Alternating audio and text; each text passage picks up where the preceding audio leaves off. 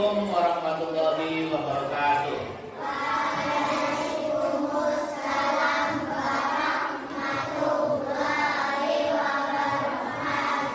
Selamat pagi anak-anak.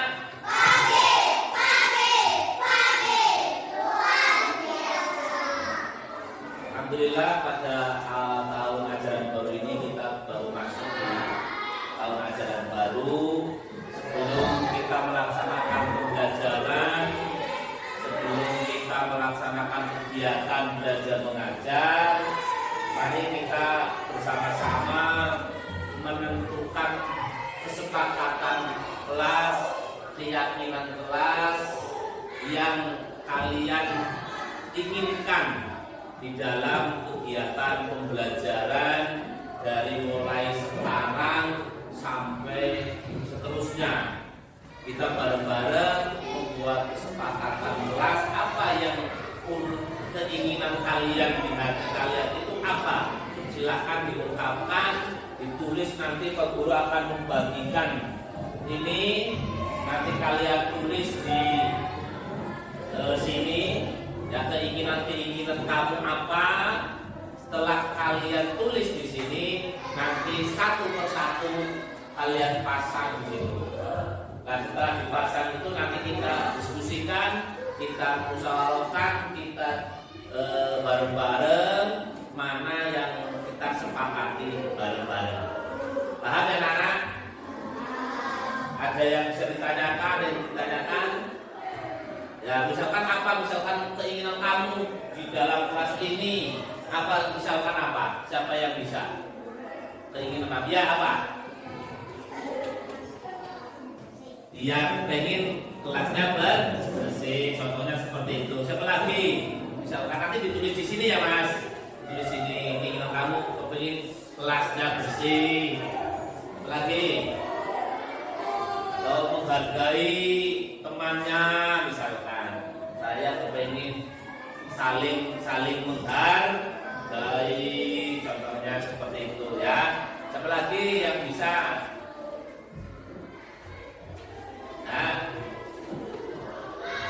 Oke, kalau tidak ada yang tanyakan, ini Pak Guru bagikan dan kalian tulis di kertas ini ya.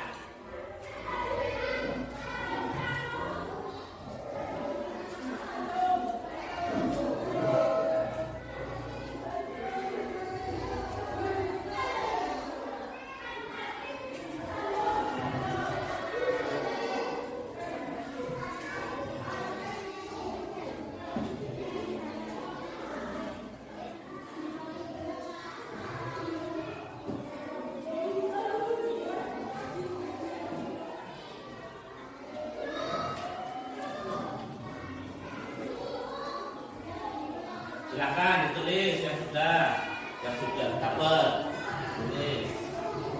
Ya, itu. Di sini jangan ada yang di linknya, kan ada linknya, berarti di sini yang tepatnya. Iya, sini gini ya, biar nanti nempel kayak gini ya.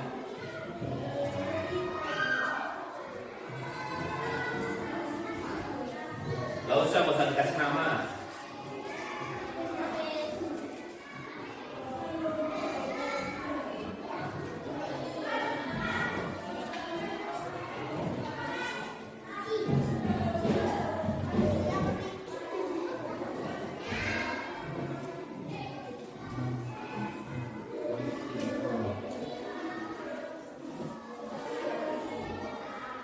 Yo, coba ditulis, keinginan kamu ditulis.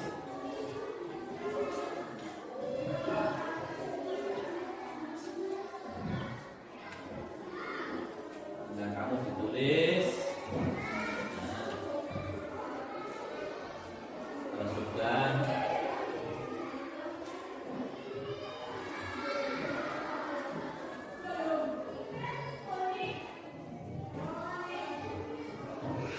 tulisnya jangan ada yang di link,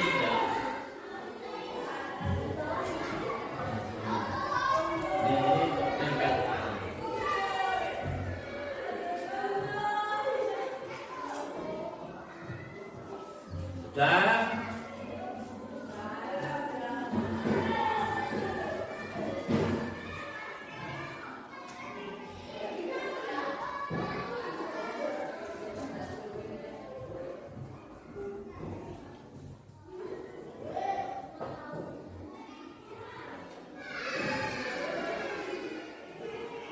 Ungkapkan keinginan-keinginan kalian di kelas ini apa gitu ya.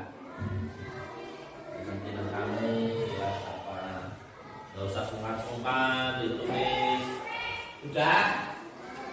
Sudah. Lagi di video gitu ya.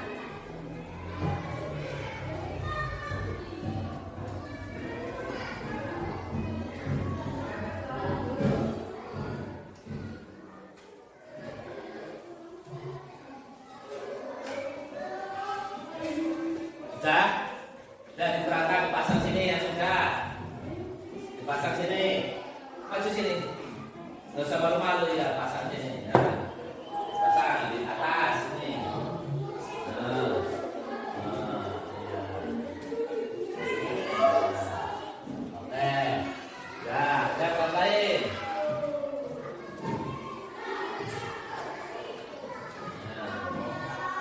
Sudah? Sini. Yang sudah dipasang, sudah ya pasang. Ya, sini. Nah, ya. Oke, sini bawahnya, lupa. Nah, ya. Tuh. Yang lain.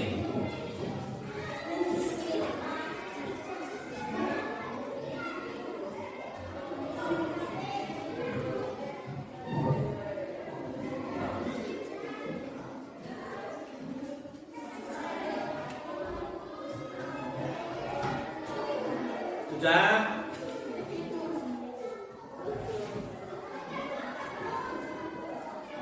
Sudah, Mbak?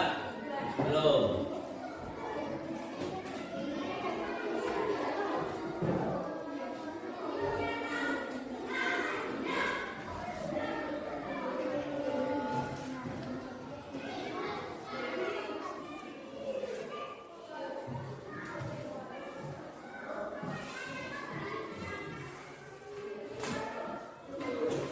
Sudah ya.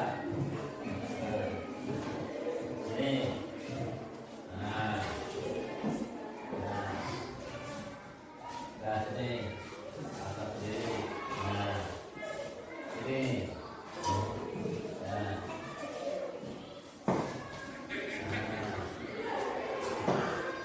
Nah, sini. Nah.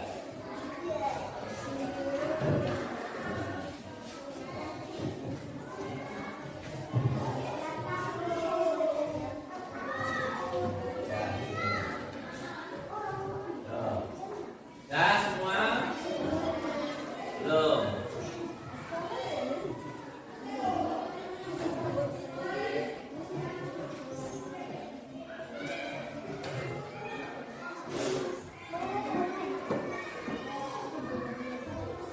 Ini.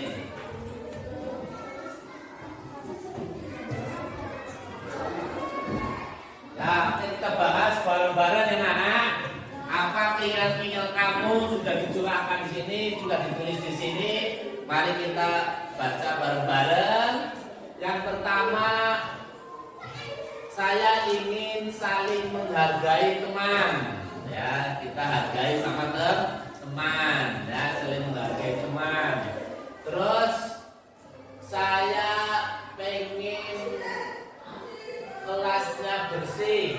Saya pengen kelasnya indah.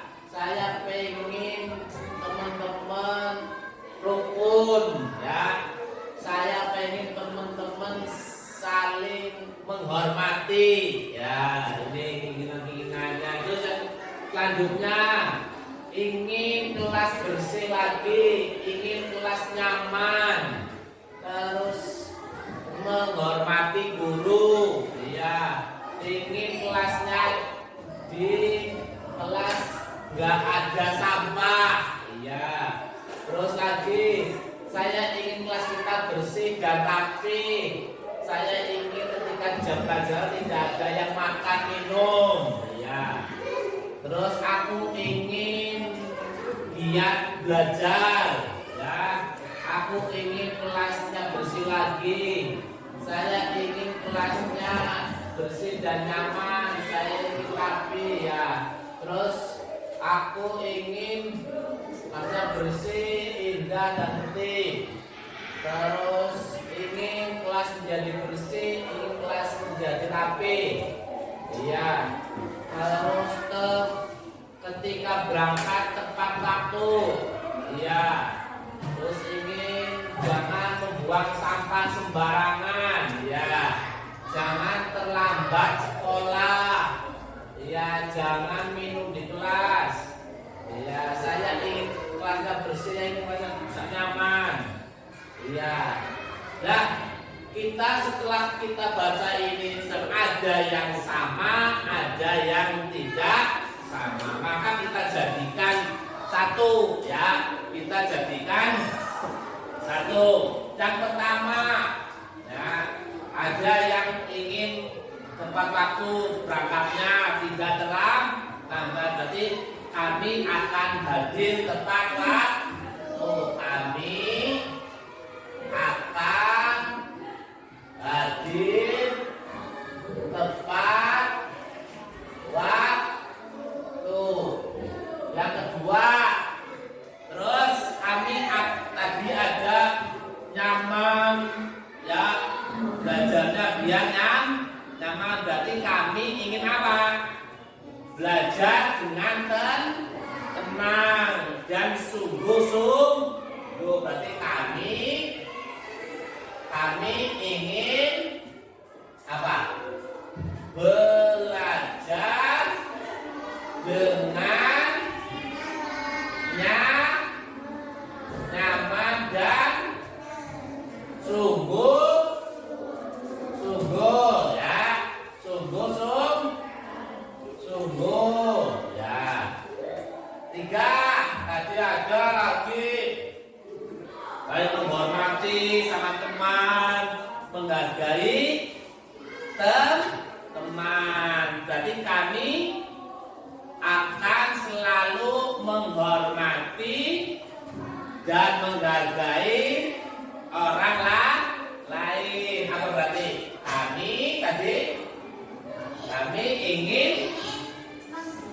Kami akan selalu apa? Selalu menghormati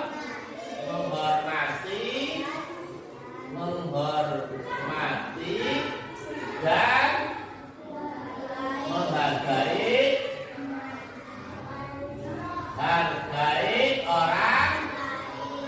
orang lain ya. Terus yang keempat ada apa tadi? Akan bertanggung jawab melaksanakan piket, akan mengerjakan tugas dengan penuh tanggung jawab. Berarti apa? Kami akan melaksanakan apa? Kami akan melaksanakan tugas, ya, tugas apa yang diberikan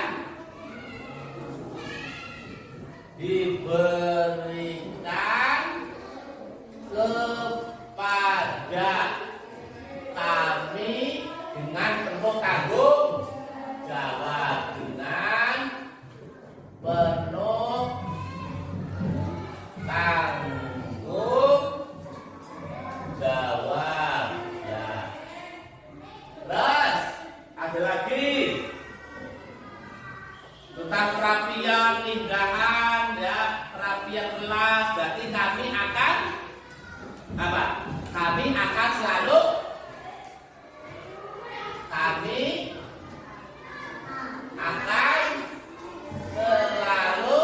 menjaga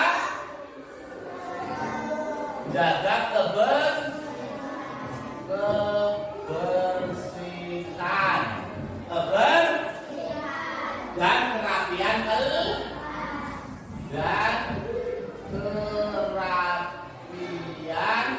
kelas. Nah, setelah sekian banyaknya keinginan-keinginan kalian diringkes menjadi ada 5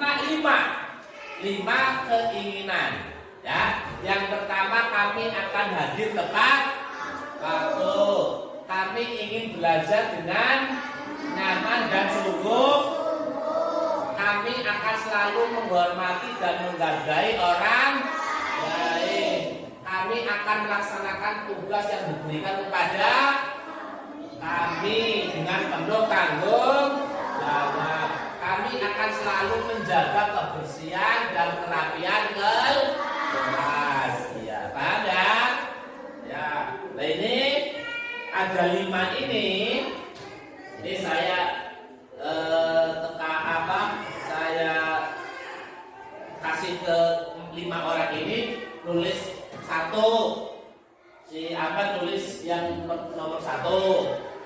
Ya, ini kamu nulis nomor 2. Kamu nulis nomor 3. Kamu nomor 4.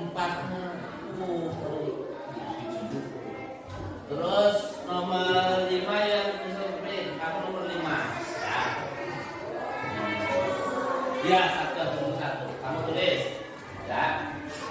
Tulis.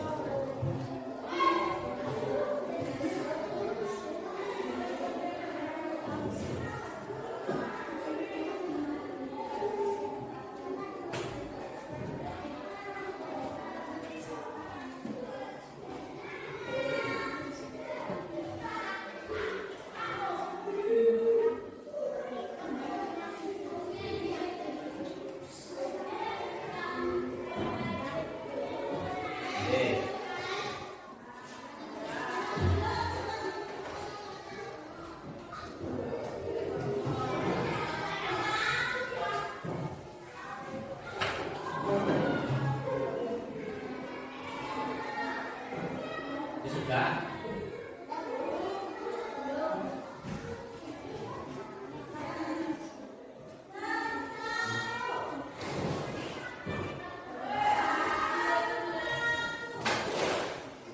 Yuk dibantu Pak Guru. Dibantu.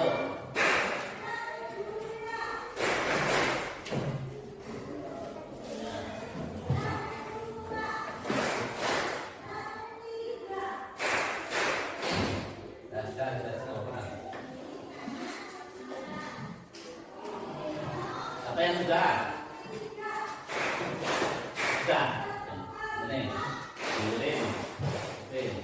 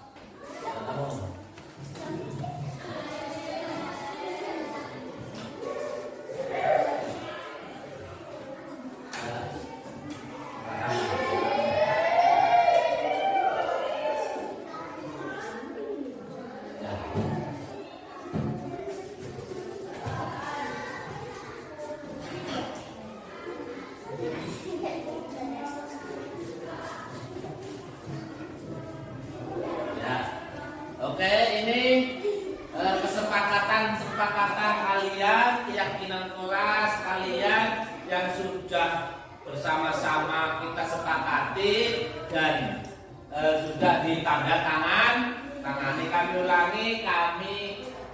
Saya ulangi, kami hadir tepat waktu. Kami belajar dengan nyaman dan sungguh. Kami selalu menghormati dan menghargai orang lain. Kami akan melaksanakan tugas yang diberikan pada kami dengan penuh tanggung jawab. Kami selalu menjaga kebersihan dan kerapian kelas. Kalian sudah tanda tangan, kalian sudah menandatangani kesepakatan itu. Maka dengan itu, mari kita kedepannya bareng-bareng melaksanakan apa yang sudah kita sepakati. Ada yang ditanyakan? Sudah paham semua? Sudah anak?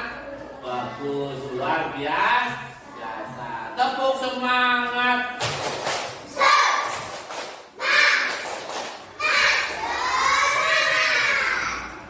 Tepuk salut.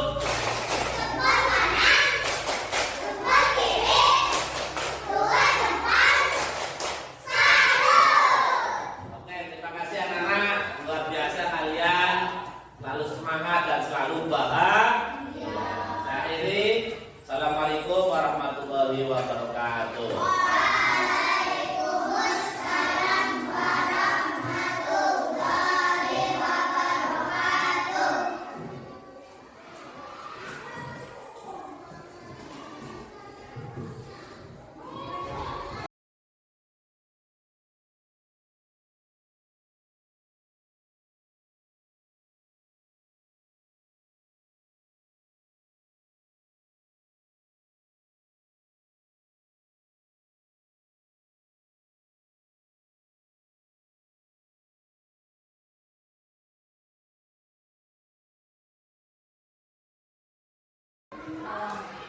Assalamualaikum warahmatullahi wabarakatuh. Alhamdulillahirabbil alamin wa bihi nasta'in ala umuri dunya waddin. Shalatu wassalamu ala asyrofil anbiya'i wal mursalin wa ala alihi wa sahbihi ajma'in, amma ba'du. Yang saya hormati Bapak Kepala SD Negeri Kendal Channel 1, yang saya hormati Bapak Ibu Guru beserta karyawan SD Negeri Kendal Channel 1. Langkah awal marilah kita panjatkan puji dan syukur kepada Allah Subhanahu wa taala. Alhamdulillah pada pagi menjelang siang ini kita semua masih diberi kesehatan walafiat oleh Allah Subhanahu wa taala, semata-mata nikmat sehat. Sholawat serta salam perlu kita limpahkan kepada Nabi kita Muhammad SAW, dan mudah-mudahan kita semua diakui umat beliau, dan mudah-mudahan besok di hari kiamat kita mendapat syafaatnya. Amin amin ya rabbal alamin. Bapak Ibu hadirin yang saya hormati, pertama kami sampaikan terima kasih kepada Bapak Ibu dan terutama para Bapak Kepala Sekolah yang telah mengizinkan kami selaku calon guru penggerak untuk menyampaikan diseminasi modul 1.4 budaya positif yang telah kami dapat dari pendidikan guru penggerak. Akan tapi sebelum kami memaparkan dan mempresentasikan apa yang nanti saya sampaikan, dimohonkan dengan sangat untuk kata-kata sambutan dari beliau Bapak Kepala SD Negeri Kendal Channel 1 kepada beliau Bapak Muhammad Nur Rahman SPD SD. Kami persilakan.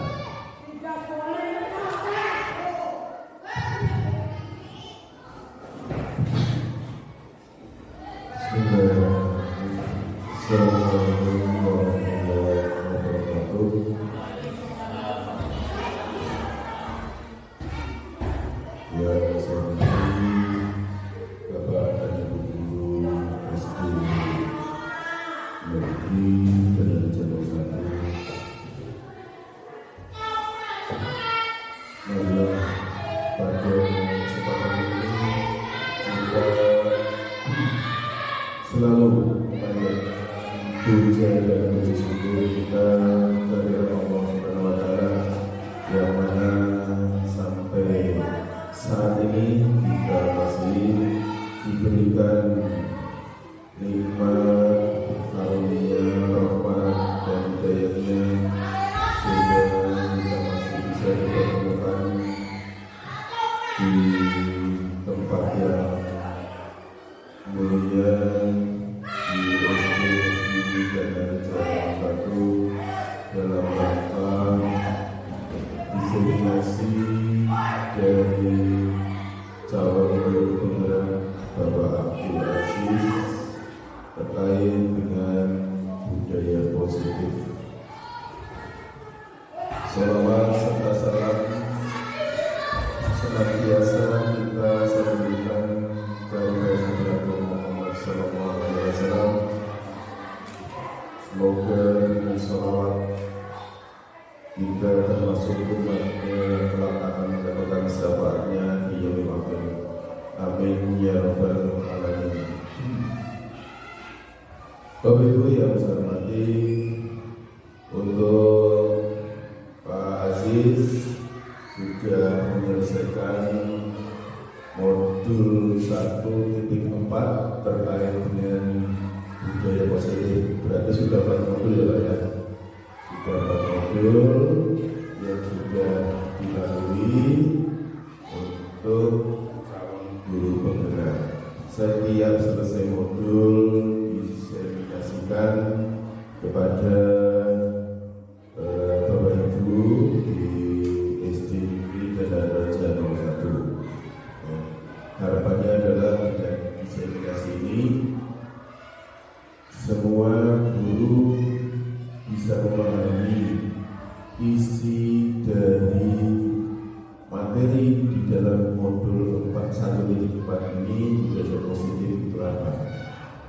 Ya, apa itu budaya positif di sekolah, bagaimana budaya positif, dan tujuan dari budaya positif itu apa? Bisa kita ikuti dengan sesama nanti, sehingga akan dibangun satu pemahaman, satu persepsi semua warga sekolah, khususnya bapak dan ibu guru.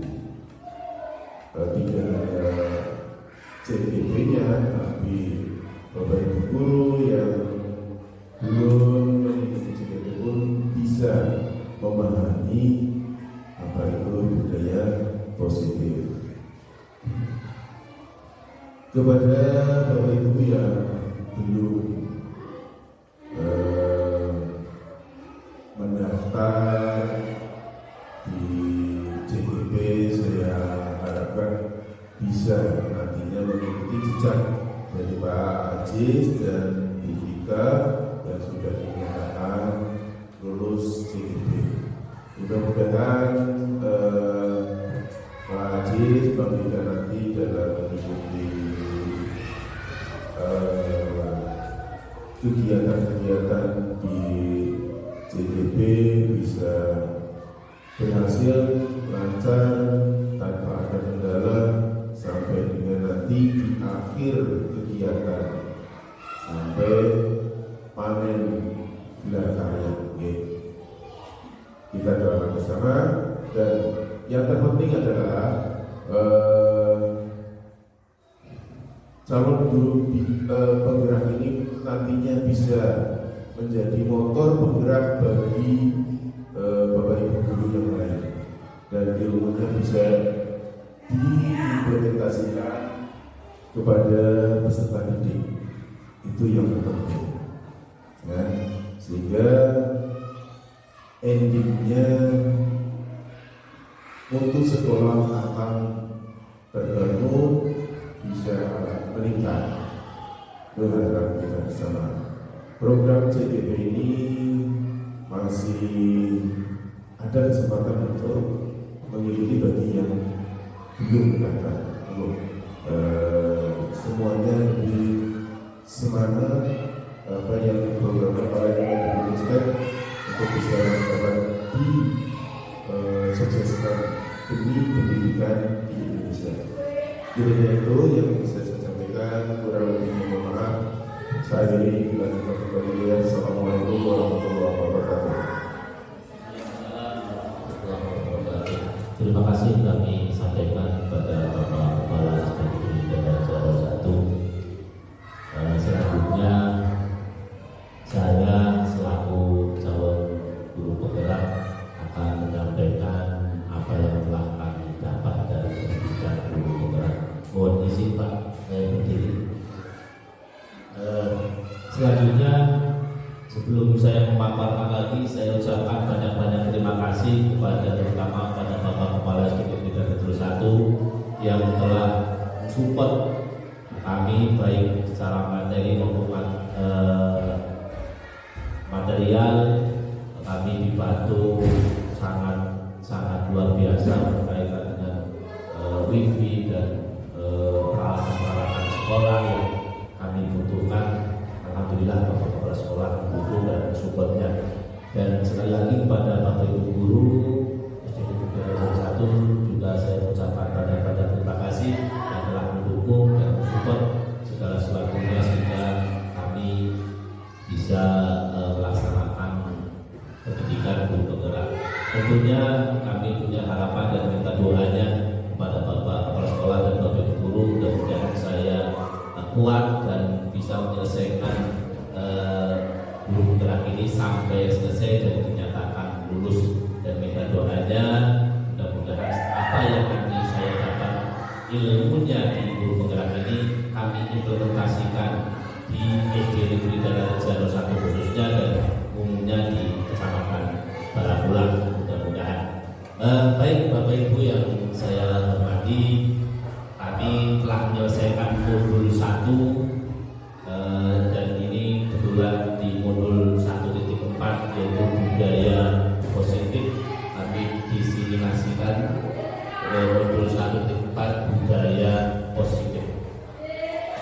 Ini pertanyaan pemantik Bapak Ibu dulu, setuju atau tidak setuju? Panjenengan setuju atau tidak setuju? Pertama, hukuman dapat mendisiplinkan anak. Setuju apa tidak setuju Bapak Ibu? Bahwa hukuman dapat mendisiplinkan anak. Hukuman. Setuju apa tidak? Setuju. Kurang setuju. Bukan tidak setuju ya. Kurang setuju. Oke. Pertanyaan kedua, pemantik kedua. Pemberian hukuman dengan hal positif seperti membaca atau membersihkan halaman sekolah dapat meningkatkan disiplin anak. Hukuman, misalkan anak terlambat, suruh baca di perpus KKN sampai buku itu habis misalkan baru boleh masuk. Atau misalkan anak terlambat atau anak yang tidak disiplin memakai topi dasi disuruh nyapu halaman sekolah. Ini setuju atau tidak setuju Bapak Ibu? Setuju apa tidak setuju? Bapak Chandra? Kurang setuju? Kurang. Jadi hanya kurang ya, setuju. Ini kan ada pertanyaannya kan ada dua, setuju atau tidak setuju. Coba. Yang kedua setuju. Bapak Pri? Kurang setuju. Ibu Bunga? Kurang setuju. Mutia? Kurang. Jadi kalau kurang setengah-setengah, bisa setuju, bisa. Yang ketiga, memberi penghargaan dapat meningkatkan motivasi belajar. Ketika memberikan penghargaan kepada anak, siapa yang bisa menyelesaikan soal ini sampai betul semua akan saya kasih bintang 5 misalkan. Atau saya kasih uang 100.000 misalkan, itu penghargaan misalkan begitu. Ini setuju atau tidak setuju? Setuju? Nanti kita bahas tuntas di selanjutnya. Oke, selanjutnya topik yang kita pelajari pada pagi menjelang siang ini, yang pertama ada 6 Bapak Ibu guru, ada 6 topik ini. Yang pertama disiplin positif dan nilai-nilai kebajikan universal, dan yang kedua teori motivasi hukum dan penghargaan restitusi dan keyakinan kelas. Yang keempat kebutuhan dasar manusia dan dunia berkualitas. Yang kelima restitusi atau 5 posisi kontrol. Yang keenam restitusi segitiga restitusi. Ini ada 6 topik yang kita bahas atau kita diskusikan pada pagi hari ini. Disiplin positif dan nilai-nilai kebijakan universal. Perubahan paradigma teori kontrol atau teori pilihan atau ilusi kontrol. Yang pertama, ilusi guru mengontrol murid. Selama ini kita sebagai guru selalu mengontrol murid. Murid kesana kemari kita kontrol ada apa dan sebagainya. Barangkali ada nama yang belajarnya kurang dan sebagainya. Kita selalu mengontrol murid. Dan yang kedua, ilusi bahwa kritik dan membuat orang merasa bersalah dapat menguatkan karakter. Kritik, motivasi kepada anak bahwa kita beranggapan bahwa dapat menguatkan karakter. Kita mendisiplinkan anak, ya, mendisiplinkan bahwa menganggap bahwa karakternya anak itu nanti akan berubah, akan berubah. Akan kita misalkan kita butak atau kita marahi dan sebagainya, pikiran kita nanti anak akan berubah. Itu belum tentu sebenarnya. Belum tentu anak itu akan berubah. Kita akan memberikan hukuman kepada anak. Kita harapkan pikiran kita bahwa kita setelah kita memberikan hukuman kepada anak akan lebih baik. Ya, akan lebih baik seperti itu. Terus ilusi bahwa semua penguatan positif efektif dan bermanfaat. Penguatan positif tadi yang saya katakan memberikan penghargaan kepada anak, kasih anak ketika disiplin tepat waktu akan kita kasih penghargaan. Terus anak ketika betul semua mengerjakan soal atau apa kita kasih penghargaan. Nah ini semua penguatan positif dan bermanfaat. Kita menganggap bahwa ketika kita mengasih penghargaan itu akan bermanfaat. Anak akan bersemangat lebih, belajar lagi, disiplin lagi. Itu kita selama ini kan seperti itu. Selama ini kita memberikan hukuman kepada anak akan ada efek jerahnya. Ketika kita kasih penghargaan kepada anak akan semangat, termotivasi belajar dan sebagainya. Nah, yang selanjutnya keempat, bahwa orang dewasa melihat untuk memaksa. Kita sebagai guru selaku orang guru dewasa memaksa anak belajar, PR dikerjakan, harus masuk, diam. Kita memaksa kepada anak. Selama ini yang kita lakukan. Ayo, awas kalau tidak masuk, awas dan sebagainya. Ini memaksakan memiliki dewasa melihat untuk memaksa. Ini ilusi atau teori kontrol yang selama ini kita laksanakan. Nah, perubahan paradigma stimulus respon kontrol ini, siapa sih sesungguhnya yang memiliki kontrol? Apa kita orang dewasa, apakah murid, atau siapa? Apakah guru atau BP atau siapa yang selama sebelumnya memiliki kontrol? Nah, stimulus respon kita mencoba mengubah orang agar berpandangan sama dengan kita. Kita berusaha bahwa kita harus semua orang itu sama dengan pemikiran kita. Kita kan seperti itu selama ini, harus sama pemikirannya kita. Anak-anak murid didik harus sama dengan kita, nurut dengan kita. Kalau teori kontrol pilihannya, kita berusaha memahami paradigma orang lain tentang dunia. Kalau paradigma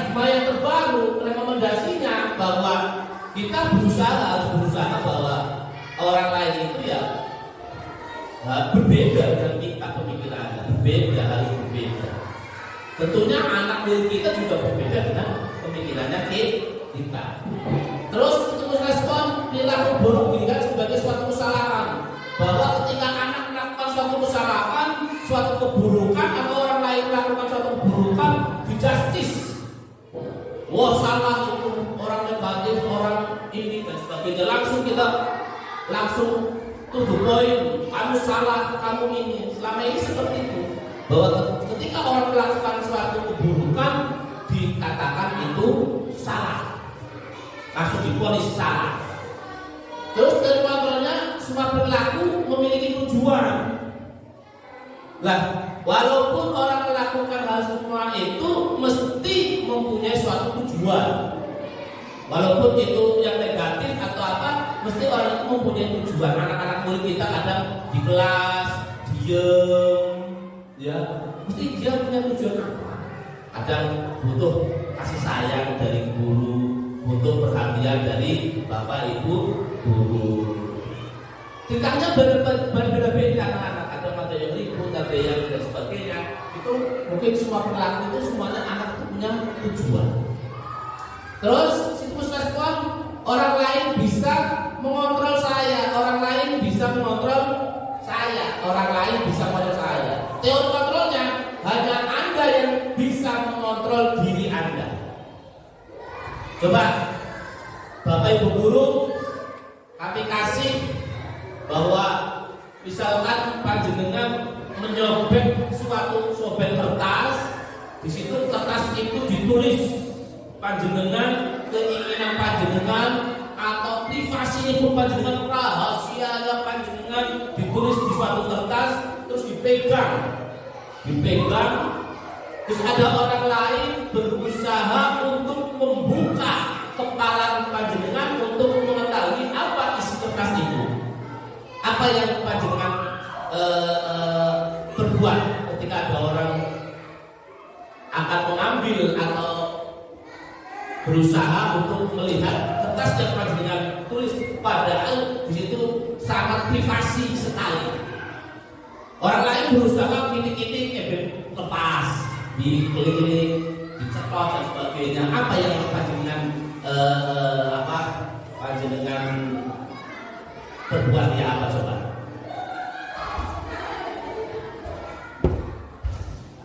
Apakah panjenengan akan mempertahankan sekuat tenaga jangan sampai kertas itu lepas sampai jatuh ke orang lain? Atau karena geli, karena apa misalkan lepaskan begitu saja? Berusaha sekuat mungkin mempertahankan privasi atau tulisan yang ada di ini, termasuk hanya Anda yang bisa mengontrol diri Anda. Kita itu yang mengontrol diri kita, bukan orang lain. Nah ini merdeka belajar ini ya yang mengontrol, murid-murid juga yang mengontrol dirinya, bukan orang lain. Nah, simulasi respon, saya bisa mengontrol orang lain. Ketika paradigma lama itu kita bisa mengontrol orang lain, kita mendikte anak, siswa, murid, kontrol ini dan sebagainya. Terus kalau teori kontrol pilihan, Anda tidak bisa mengontrol orang lain. Kita ini tidak bisa mengontrol orang lain. Menurut teori ini, kita tidak bisa mengontrol. Tapi selama ini yang kita lakukan, kita mengontrol orang lain. Simulasi respon, pemaksaan ada pada saat bujukan gagal. Ketika kita membujuk anak ini dan sebagainya, kita gagal. Kita memaksa harus mau dan sebagainya. Tapi kontrol ini kolaborasi dan konsensus menciptakan pilihan-pilihan baru. Kita berkolaborasi Bapak Ibu. Kita harus berkolaborasi, jangan memaksakan kehendak, jangan bujukan dan memaksa. Kita kolaborasi bersama. Ketika ada kekurangan kita memiliki dan sebagai saling membantu, saling melengkapi. Terus yang terakhir model berpikir menang atau kalah. Kita harus menang atau kalah. Kalau kalah bagaimana sebagainya. Nah, model berpikir menang-menang Kita harus ya menang dan menang, belajar dan belajar. Selanjutnya, nah ini disiplin positif. Teori kontrol tadi yang saya paparkan itu, teori ini menurut Dr. William Glasser. Nah ini ada 1, 2, 3, 4. Anda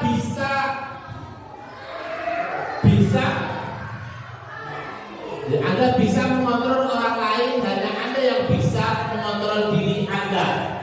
Maknanya, makna disiplinnya belajar kontrol diri ini dengan menggali potensi kita agar tercapai tujuan mulia, yaitu suatu menjadi seorang yang kita inginkan berdasarkan nilai-nilai yang kita hargai. Potensi kita tampilkan, jangan melihat orang lain. Terus semua perilaku memiliki tujuan. Semua perilaku ini mempunyai tujuan, Bapak Ibu guru. Ada teori motivasi, dan ada untuk menghindari hukuman, untuk mendapatkan imbalan. Ini ada teori motivasi ini ada 3 teori motivasi. Yang pertama adalah motivasi intrinsik, dan yang kedua ada motivasi intrinsik. Ada 2 ya. Motivasi itu ada 2. Ada motivasi intrinsik, ada motivasi intrinsik. Nah, motivasi intrinsik ini dari mana? Motivasi dari luar.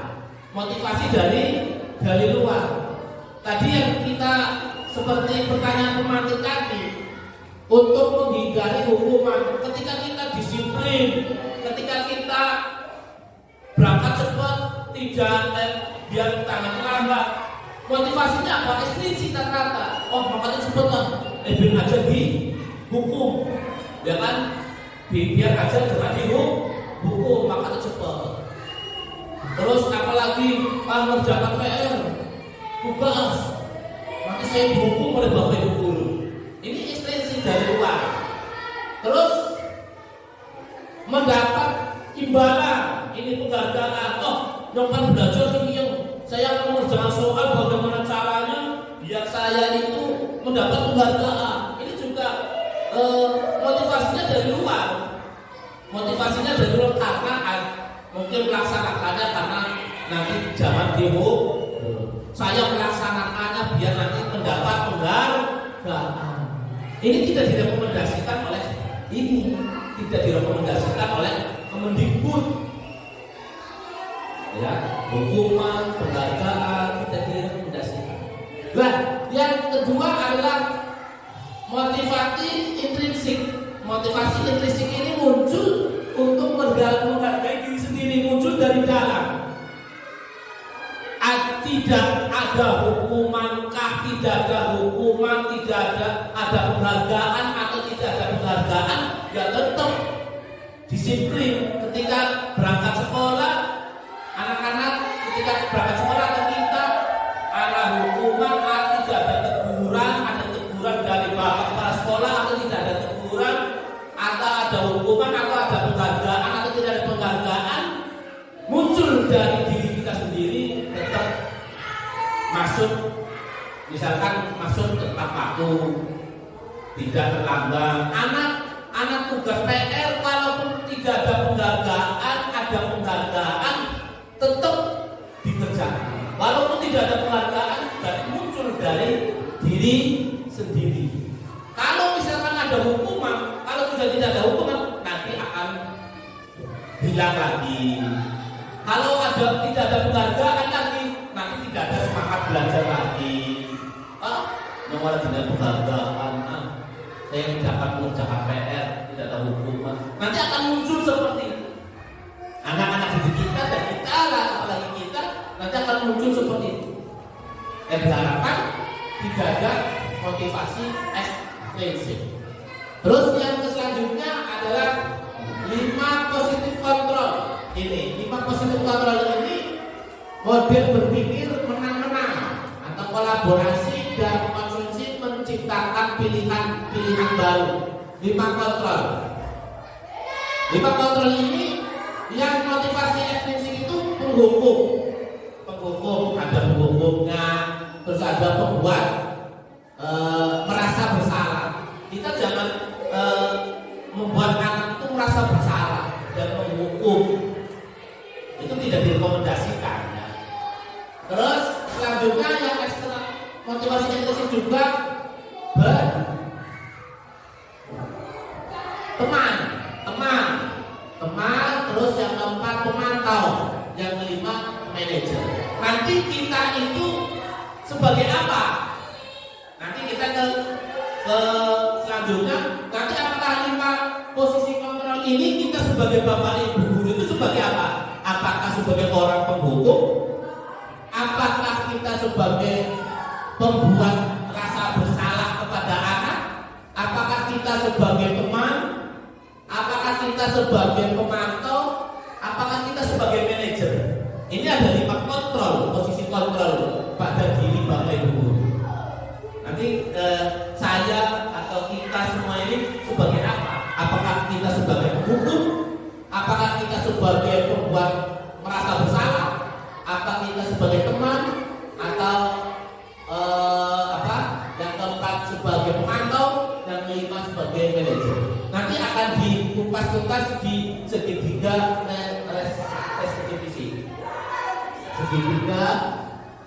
restitusi.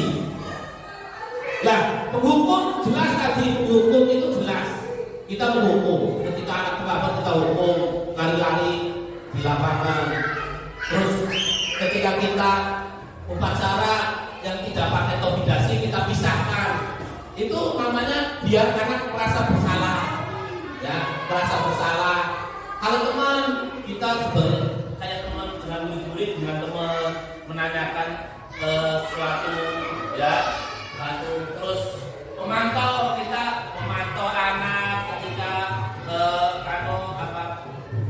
ketika bersalah atau apa. Terus manajer, kalau manajer ini diharapkan rekomendasinya kita sebagai bapak ibu guru sebagai manajer,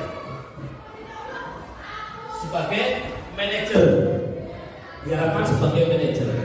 Kenapa ketika anak terlambat kita buat duduk bareng, kita tanyakan dengan halus, kita bertanya, kenapa kamu terlambat?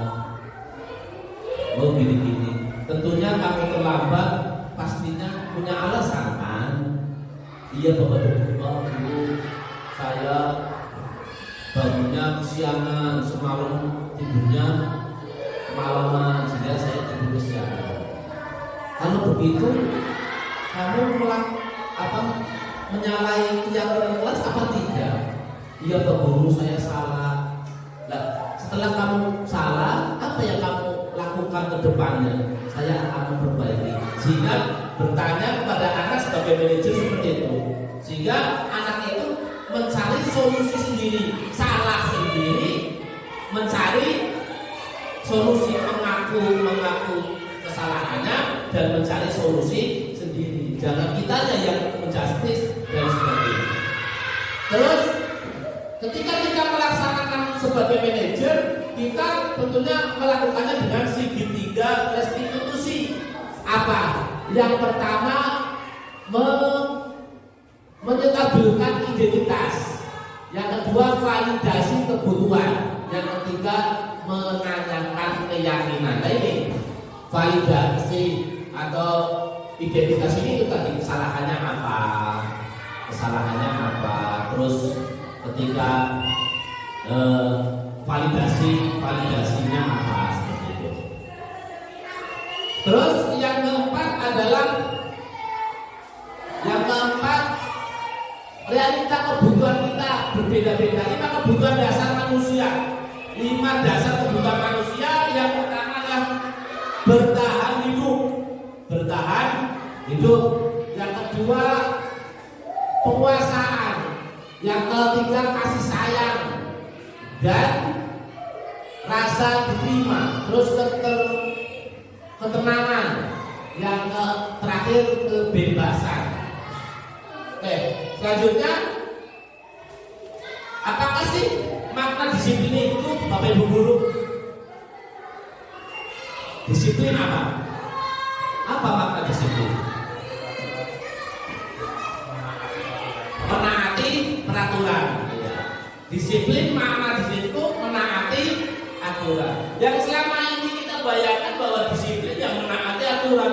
Kita harus menaati aturan, jangan terlambat, terus harus membersihkan kelas, terus apalagi misalkan anak ketika salah maju dihukum, ketika rambutnya gondrong misalkan karena tidak menaati aturan kita hukum. Ini yang selama ini disiplin itu kita pahami bahwa disiplin itu adalah aturan, menaati aturan. Akan tapi apa makna disiplin? Kan? Disiplin ini berasal dari bahasa Latin disiplina, yang artinya belajar. Yang artinya belajar, makna asal dari kata ini berkonotasi dengan disiplin diri dari murid Socrates dan Plato. Disiplin diri membuat orang menggali potensinya menuju sebuah tujuan apa yang dia hargai. Disiplin diri membuat orang menggali potensi.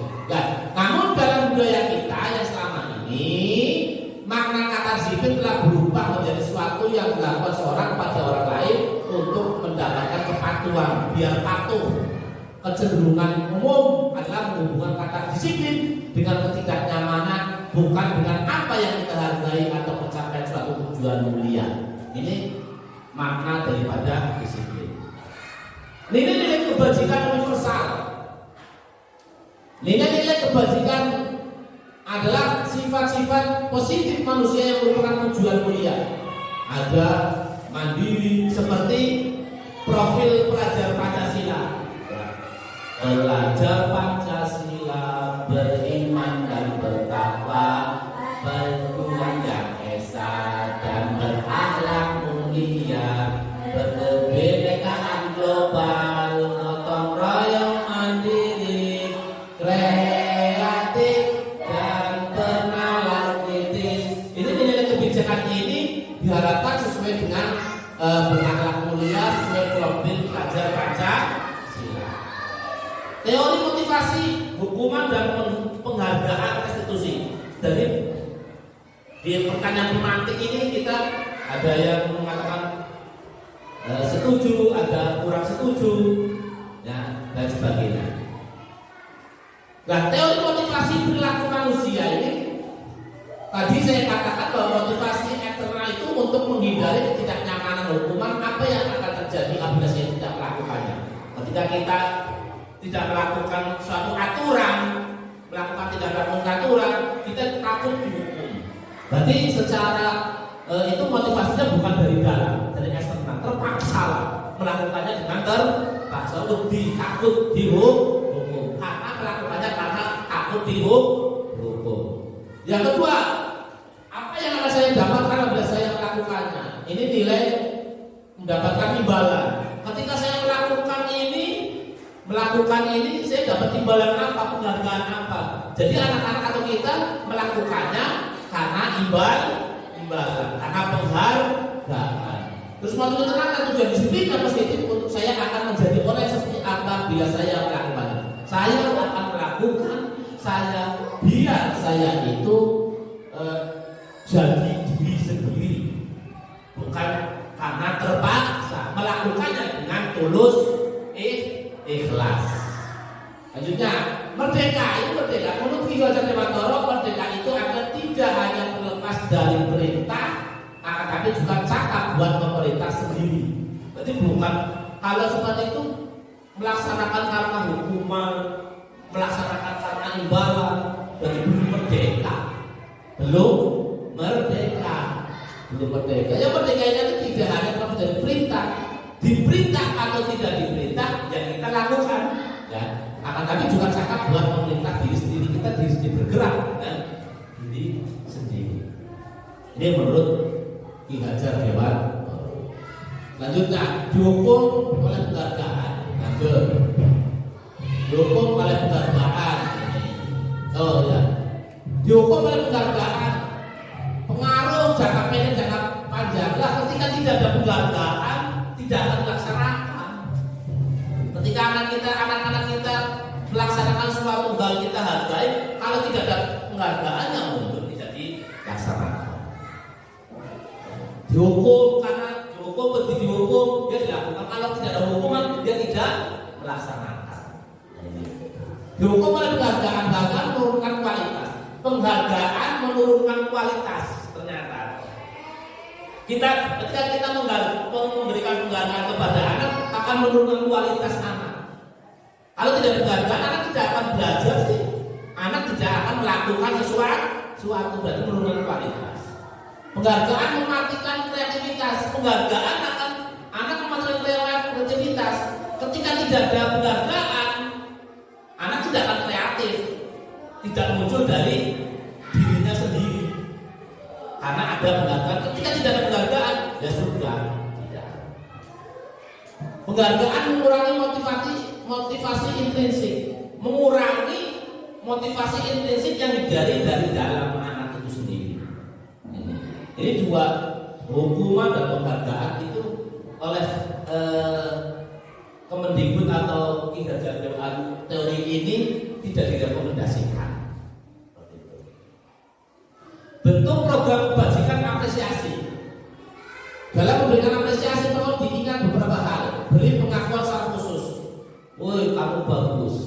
Kamu salah walaupun asal diberi penghargaan secara khusus. Woi, hebat. Walaupun maju di depan kelas kita melaksanakannya. Oh, kamu bagus sekali, luar biasa. Terus beri pengakuan secara pribadi, beri pengakuan pada semua murid bergantian, beri pengakuan secara konsisten, fokus pada proses. Kita tepuk salut ya. Terus contoh pengakuan apresiasi yang terbajikan. Pembuka, kemarin saya perhatikan kamu kok. Nah, itu bahasa-bahasa terperhatikan. Ini kebajikannya apa? Rasa empati besar sekali. Kita rasa empatinya kepada anak besar sekali. Situasinya pada saat mengalami murid baru pada saat menolong murid baru di kelas kita. Nah, ini saya menghargai itu berarti kepedulian, nilai kebijakan kebajikannya kepedulian. Terima kasih untuk berarti itu nilai rasa tanggung jawab. Ada tidak terlambat anak itu berarti nilai kebajikannya adalah disiplin. Lanjut. Nah, ini tindakan guru. Nah, tindakan guru. Mencatat 100 kali di dalam buku dengan kalimat saya tidak akan terlambat lagi karena terlambat ke sekolah. Menulis 100 kali kalimat itu di buku ketika terlambat untuk menulis kata-kata itu termasuk hukuman atau konsekuensi. Bapak Ibu guru disuruh nulis 100 kalimat saya tidak akan terlambat lagi. Itu termasuk hukuman apa konsekuensi? Apa? Hukuman. Ya. Lari mengelilingi lapangan basket 2 kali karena terlambat dari di sekolah. Hukuman. Ya, coba kita cek ya. Murid diminta untuk push up 15 kali karena tidak menggunakan masker ke sekolah. Apa? Hukuman. Ya. Menggantikan kertas tugas teman yang telah dicoret-coret. Konsekuensi. Membersihkan tumpahan air di meja tulis karena tersenggol pada saat belajar. Konsekuensi. Murid disuruh untuk mengenakan sepatu seharian di sekolah karena tidak menggunakan sepatu hitam. Murid disuruh untuk mengenakan sepatu seharian, tidak mengenakan sepatu harian, ada itu. Lepas sepatunya karena tidak memakai sepatu hitam. Apa? Hukuman. Lari mengelilingi lapangan basket 2 kali karena terlambat 10 menit untuk pelajaran PJOK. Hukuman. Nah, coba. Wah, pertama hukuman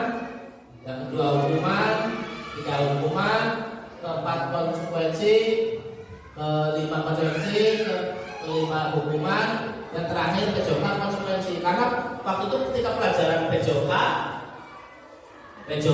terlambat, suruh clean, itu konsekuensi karena dia linear, istilah olahraga, ya ketika lari-lari ya itu adalah pemanasan. Hukuman suatu yang menyakitkan harus terjadi. Kalau hukuman itu menyakitkan, diganti itu menyakitkan. Bukan kayak ya ketika diputus ya hukuman menyakitkan. Sakitnya tuh di sini Mas Abid. Suatu konsekuensi ya, suatu harus terjadi. Ya, saya lanjut. Apa itu restitusi? Restitusi itu adalah proses menciptakan kondisi bagi murid untuk memperbaiki kesalahan mereka.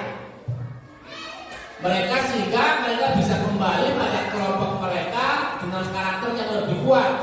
Dan itu juga merupakan proses kolaboratif yang mengajarkan murid untuk mencari solusi untuk masalah mereka dan membantu murid berpikir tentang orang seperti apa yang mereka ingin menjadi atau tujuan mulia dan bagaimana mereka harus memperlakukan orang lain. Ini restitusi ini sehingga mereka bisa berhasil ketika anak itu merasa bersalah, dia nanti kembali ke kelasnya, kembali ke kelompoknya, tidak merasa dihakimi, tidak merasa bersalah, kembalinya dengan semangat dan kembali diterima oleh kelompoknya masing-masing. Ini restitusi. Nah, ini sudah tadi konsekuensi, hukuman, restitusi. Nah, ciri-ciri restitusi. Ciri-cirinya apa? Ada 9 restitusi. 9. Bukan untuk menebus kesalahan, namun untuk belajar dari kesalahan.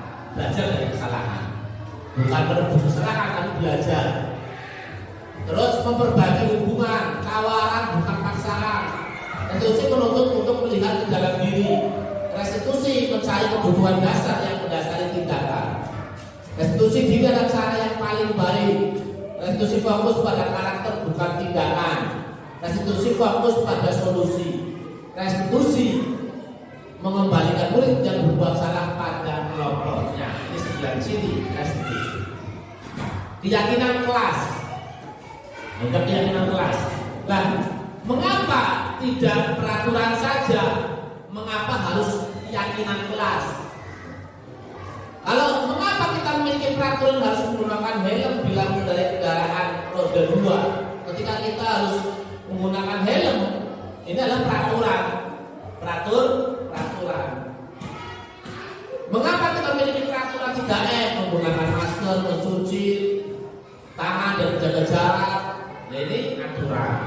Kalau kita menggunakan restitusi ini, ketika pemerintah menggunakan restitusi, ya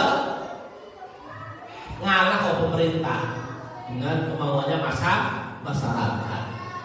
Mengapa kita lebih perlu datang tepat waktu pada saat mengikuti pelajaran? Nah, untuk mendukung motivasi intrinsik kembali ke nilai-nilai atau keyakinan lebih menggerakkan semangat dibandingkan mengikuti serangkaian peraturan. Nah, ini yang mana yang merupakan keyakinan kelas Bapak Ibu guru? Antara yang hijau dan ini mana yang termasuk kesepakatan kelas? Yang sebelah utara apa sebelah selatan?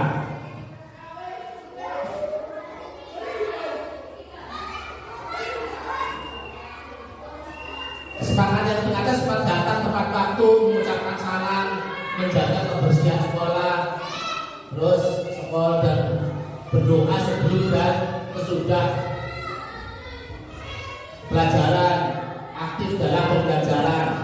Kalau sudah ini kesepakatan kelas, kami guru dan murid yang saling menyayangi, kami murid yang semangat belajar, kami murid yang peduli dengan teman-teman. Antara yang ini dan yang ini yang mana? Yang ini yang termasuk kesepakatan kelas atau keyakinan kelas. Karena apa? Karena dibuat bersama-sama dengan murid dan guru. Kalau yang sebelah ini jadi aturan. Peraturan. Ini keyakinan. keyakinan kelas. Contoh keyakinan kelas, hormat. Kami meyakini bahwa sangat penting untuk menghormati semua orang moral dan bersama milik orang lain. Bekerja, kami meyakini bahwa sangat penting untuk mengerjakan segala pekerjaan atau mengikuti kegiatan yang telah ditugaskan, diterima dan dimiliki. Lanjut, ini tadi kemarin saya sudah melaksanakan menyusun kesepakatan kelas atau keyakinan sosialisasi ini di kelas 4. Ini. Siswa mengusulkan keyakinan kelas ditempelkan di kertas itu tanpa dikomando, tanpa apa, anak bisa muncul sendiri. Saya kepengen kelasnya bersih, saya kepengen nyaman, jangan makan minum di kelas. Ini anak menyatakan dengan sadar, dengan motivasi intrinsik, sehingga anak akan melaksanakan itu. Tidak karena aturan gurunya harus ini jadi. Ini anak melaksanakan ini dengan keyakinan kelasnya dan ditandatangani bersama. Dan ini bersama meninjau dan ini jadi motor kemarin. Saya menuliskan kesepakatan tangan bersama dan foto lupa. Terus yang keempat adalah kebutuhan dasar manusia dan dunia berkualitas. Dan diharapkan nanti Bapak Ibu guru sebelum pelajaran dimulai membuat keyakinan kelas bersama-sama dengan muridnya. Apa yang diinginkan oleh muridnya di dalam kelas, keyakinan apa yang di dalam yang bisa dilakukan dan nanti akan dilaksanakan bersama-sama. Kebutuhan dasar manusia dan berdunia berkualitas. Kebutuhan dasar manusia itu yang pertama adalah kasih sayang dan rasa diterima. Ini harus ada rasa kasih sayang. Ya, Bapak Chandra ada kasih sayang. Nah, kasih sayang itu ya diterima oleh cuma sejoli, ya, bukan hanya diri sendiri, ya, harus ada dua belah pihak. Terus penguasaan, terus kesenangan, kebebasan, ini adalah kebutuhan dasar manusia. Kebutuhan dasar manusia. Bertahan hidup ada kasih sayang, penguasaan, kebebasan.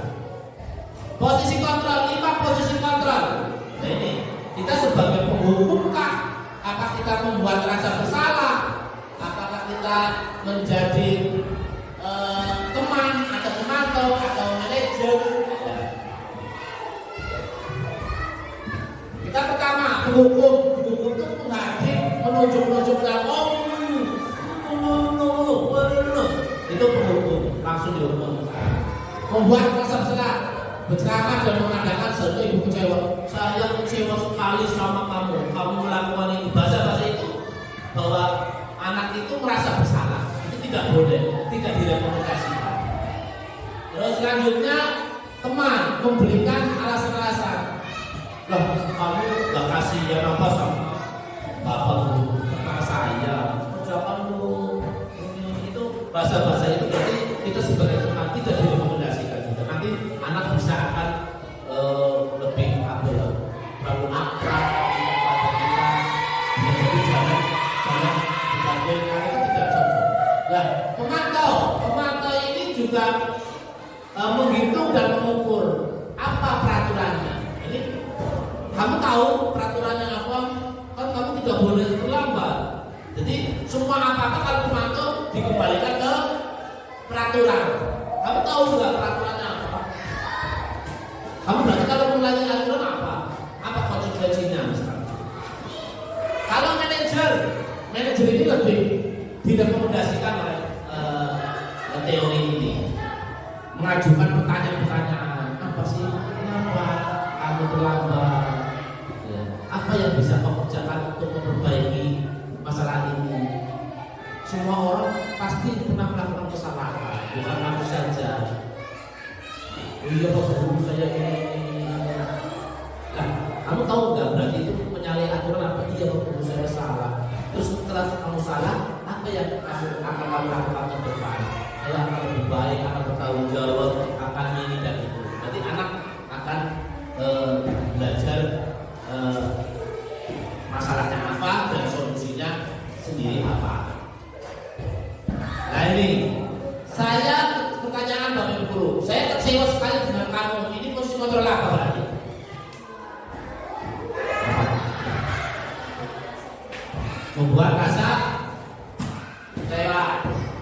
tidak pernah benar melakukannya apa? Posisi kontrolnya apa? Hukum. Ayolah lakukan demi ibu. Ayolah kamu lakukan demi ibu. Ini apa? Teman. Apa kamu mau mendapatkan stiker bintang hari ini? Hadiah, imbalan. Ini apa? Apa kontrolnya? Teman. Lalu bagaimana kamu bisa menyelesaikan masalah ini? Apa ini? Manajer. Kamu selalu yang paling terakhir. Apa? Merasa bersalah menghukum. Coba kita cek. Menghukum. Ya saya kecewa sekali bila kamu membuat orang merasa bersalah. Kamu tidak pernah benar melakukannya, menghukum. Ayo lakukan dengan teman. Apa kamu mau dapat stiker pemantau? Bagaimana kamu bisa menyelesaikan masalah ini? Ini manajer. Kamu selalu yang paling terakhir. Ini penghukum. Nah ini kita sebagai guru menempati posisi mana? Apa kita sebagai manajer atau pemantau atau penghukum atau sebagai teman? Nah, itu segi yang terakhir, segitiga restitusi. Segitiga restitusi ini bahwa ada kamu tentu punya melakukan. Ada pertama menstabilkan identitas. Menstabilkan identitas itu menanyakan. Terus yang kedua validasi kebutuhan. Terus yang ketiganya menanyakan keyakinan. Segitiga restitusi. Nah ini menstabilitas. Guru berkata berbuat salah itu hal yang manusiawi. Tidak ada manusia yang sempurna. Semua orang punya salah. Begitu. Ya, kita pasti menyelesaikan masalah ini. Bapak Ibu tidak tertarik untuk mencari tahu siapa yang benar, siapa yang salah. Bapak Ibu lebih tertarik untuk menyelesaikan masalah. Kalau kamu menyalahkan dirimu sendiri terus kata kamu bersikap baik pada dirimu sendiri. Jadi menstabilkan identitas. Biar anak itu tidak merasa bersalah. Merasa bersalah jangan kita menjudge bahwa anak itu merasa bersalah. Terus yang kedua ada validasi kebutuhan. Guru berkata kamu bisa saja melakukan hal yang lebih baik, yang lebih buruk, tapi kamu tidak melakukannya. Nah, kamu setelah ditanya semua manusia sudah pernah bersalah. Terus apa yang kamu lakukan ini? Bersalah. Iya, melanggar keyakinan kelas.